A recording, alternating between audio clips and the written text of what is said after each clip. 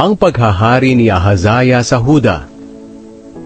Ika-22 kabanata. Si Ahazaya na bunsong anak ni Jehoram ang iniluklok ng mga mamamayan ng Jerusalem na kanilang hari, sapagkat ang ibang mga anak ni Jehoram ay pinagpapatay ng mga tulisang Arabo na lumusob sa Huda.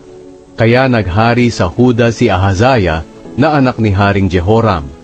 Si Ahazaya ay 22 taong gulang nang maging hari. Sa Jerusalem siya tumira, at naghari siya roon sa loob ng 1 taon. Ang ina niya ay si Atalia na apo ni Omri.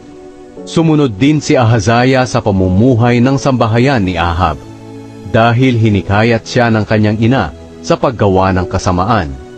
Masama ang ginawa niya sa paningin ng Panginoon, katulad ng ginawa ng sambahayan ni Ahab, dahil pagkatapos mamatay ng kanyang ama, naging tagapayo niya ang mga miyembro ng sambahayan ni Ahab. Sinunod niya ang payo nila na kumampi kay Joram na anak ni Haring Ahab ng Israel.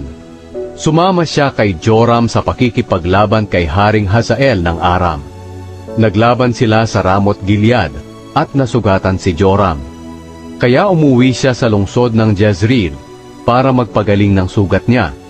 Habang naroon siya, dinalaw siya ni Haring Ahazaya ng Huda. Ang pagdalaw ni Ahazaya kay Joram ay ginamit ng Diyos para lipulin si Ahazaya. Nang naroon si Ahazaya sa Jezreel, tinulungan niya si Joram para makipaglaban kay Jehu, na anak ni Nimsi. Si Jehu ang pinili ng Panginoon para lipulin ang sambahayan ni Ahab. Habang nililipol ni Jehu ang sambahayan ni Ahab, nakita niya ang mga opisyal ng Huda at ang mga anak ng mga kamag-anak ni Ahazaya na sumama kay Ahazaya, at pinagpapatay niya sila. Pagkatapos, hinanap ng mga tauhan ni Jehu si Ahazaya at nakita nila ito na nagtatago sa lungsod ng Samaria. Dinala siya kay Jehu at pinatay. Siya'y inilibing nila, dahil sabi nila, apo siya ni Jehoshaphat, ang taong dumulog sa Panginoon ng buong puso. Wala ni isang naiwan sa mga miyembro ng pamilya ni Ahazaya ang may kakayahang maghari. Si Atalia at si Joash. Nang malaman ni Atalia na patay na ang anak niyang si Ahazaya, nagpasya siyang patayin ang lahat ng miyembro ng pamilya ng hari ng Huda.